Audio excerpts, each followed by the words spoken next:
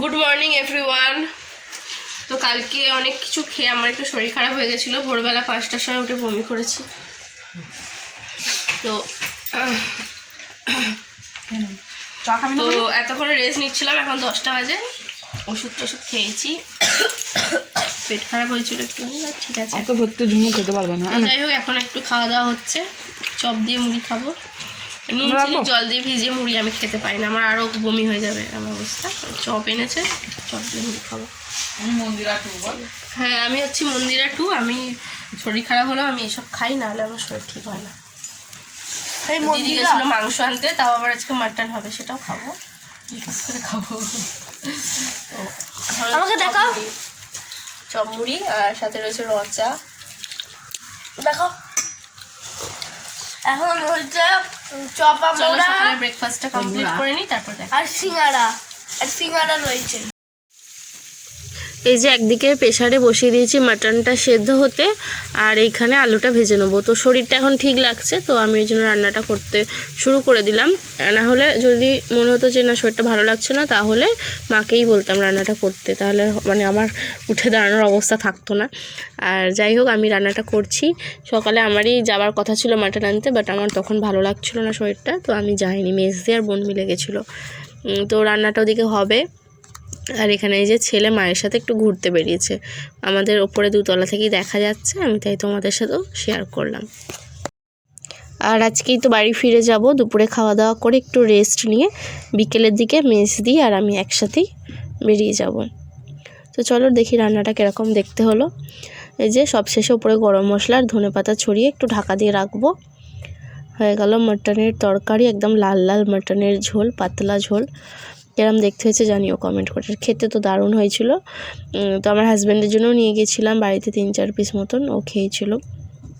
আসলে কি বলতো, এখানে মাটন খাচ্ছে, আর ওর জন্য না নিয়ে গেলে না মনটা কেমন খারাপ লাগে, তো নিয়ে গেছিলাম।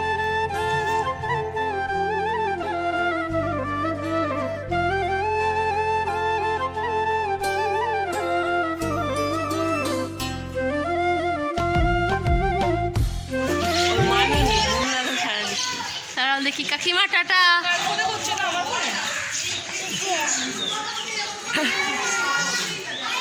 তোমাকে একটু তুলি, একটা দিদুন কাছে আদর খেয়ে নাও। দিদুনকে একটা হামি দিয়ে দাও। তুমি একটা হামি দাও, তুমি একটা হামি দাও দিদুনকে। টাটা করো দিদুনকে।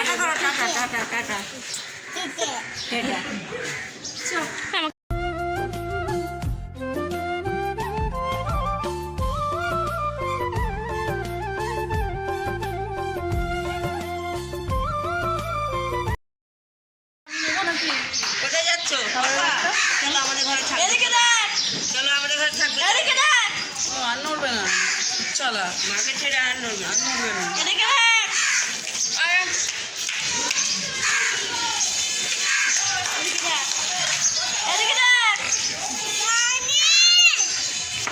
ওই আয় না রে।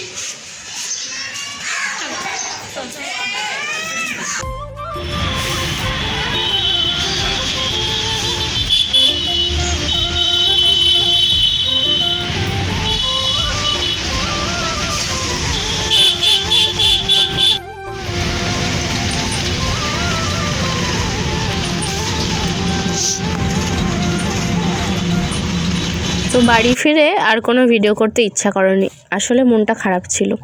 পরের দিন সকালে যে হাতে নেল পালিশ পরলাম, আর রাত্রে শোয়ার আগে মেহেন্দি করেছিলাম। এই সবে মেহেন্দিটা ধুলাম, যে কারণে এখনও ভালো করে কালারটা আসেনি।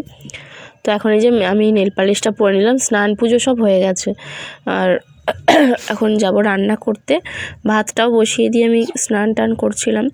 ভাত হয়ে গেছে, এখন ডিমের তরকারির জন্য একটু ডিমটা সেদ্ধ হচ্ছে, আলু পেঁয়াজটা কাটবো, কেটে রান্নাটা করব। রান্নাটা করে রেডি হব।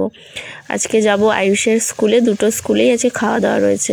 তো 2টো স্কুলেই যাব, অল্প অল্প করে খাবো। হ্যাঁ, যে কোনো একটা স্কুলে গেলেই হতো, বাট আমার না কেমন মনটা খারাপ লাগছিল যে সব বন্ধুদের সাথে দেখা হবে না।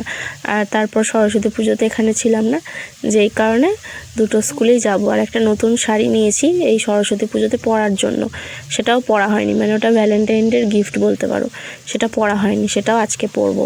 তো 2টো জায়গাতে ঘুরলে একটু আমার মনটা ভালো লাগবে, যেই কারণে সকাল সকাল উঠে সব কাজ বাজ সেরে রান্না করে নিলাম, এরপর যাব রেডি হতে। তো এই যে এই শাড়িটাই হচ্ছে আমি এই বছর নিয়েছি ভ্যালেন্টাইন ডে অথবা সরস্বতী পুজো যাই বলো না কেন। আর এইটার সাথে এই যে নেকলেসটা, এটা অনেক দিনকার নেকলেস, তো আমি যত্ন করে রাখি, তো কালার টালার নষ্ট হয় না। আর তার সাথে একটা সেটের ব্রেসলেট ছিল, সেটের বলতে সেটের ঠিক না, মানে মানিয়ে যায় দুটো একসাথে। আর খুব সিম্পল সেজেছি, কারণ দিনের বেলা বেরোলেই না মুখ চোখ খুব কালো হয়ে যায় এটা ওটা মাখলে বা অনেক কিছু সাজলে, কিন্তু হালকা সাজলে দেখি যে না মুখ চোখ ঠিক থাকে, উপরন্ত মানে ফর্সা ফর্সা লাগে, মানে ঠিক লাগে। আর বেশি কিছু মাখলে না মুখটা আরও উল্টে কালো হয়ে গিয়ে কি বিচ্ছিরি লাগে, যেই কারণে দিনের বেলা বলে মেকআপ টেকআপ সেরকম করিনি বললেই চলে। লাল একটা রেড লিপস্টিক, হালকা কাজল, টিপ সিঁদুর, সিম্পলভাবে সেজেছি। তো এই যে পূজা, আর এই প্রথমে এসেছি আমাদের বাড়ির কাছে যে দফরপুরে যে অন্নপূর্ণা স্কুল, সেখানেই। এই যে আমার ছেলে মিঠাইকে দেখলে এরপর আমাকে দেখাচ্ছে, দাঁড়াও।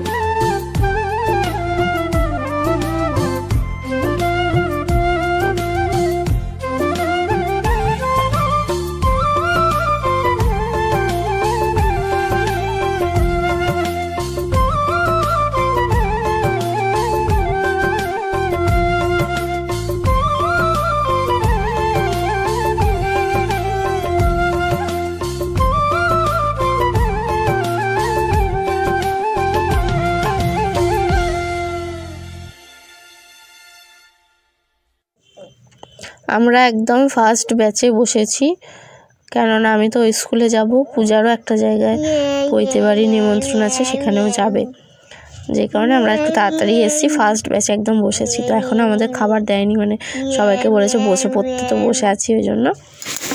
আর কি খাওয়া দাওয়া হয়েছে তোমাদেরকে সবই বলবো। এই যে ম্যাডামরাই সব পাতা, গ্লাস, জল সব কিছু ম্যাডামরা সার্ভ করছিল, আর খাবার দাবারগুলো ক্যাটারিংয়ের লোকেরা সার্ভ করছিল। মেনুতে ছিল লুচি, চানা পনির, ফ্রাইড রাইস, আলুর দম, চাটনি, পাঁপড় আর বোঁদে। আর এরপরে আমরা খাওয়া দাওয়া করেই চলে গেছি ওই স্কুলে, ছেলে যেখানে স্পিচ থেরাপি করে সেই স্কুলে। তো এই রিলসগুলো সেখানেই কয়েকটা রিলস করা, গিয়েই খাইনি, কারণ আমি এক জায়গা থেকে অলরেডি খেয়ে এসেছি, আমি কী করে খাবো, আমার একদমই খাওয়ার ইচ্ছা ছিল না, বাট যাই হোক খেতে বসতে হয়, বসেছিলাম। আর এখানে যে বেশ কয়েকটা রিলস করেছি প্রথমে, একদম দেরি করে খেতে বসেছিলাম।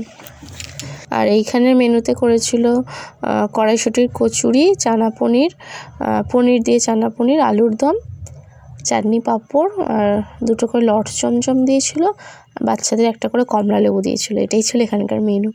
তো আজকের দিনটা খুব মজা করলাম। আজকের ভিডিওটা এতটাই, দেখা হচ্ছে পরে।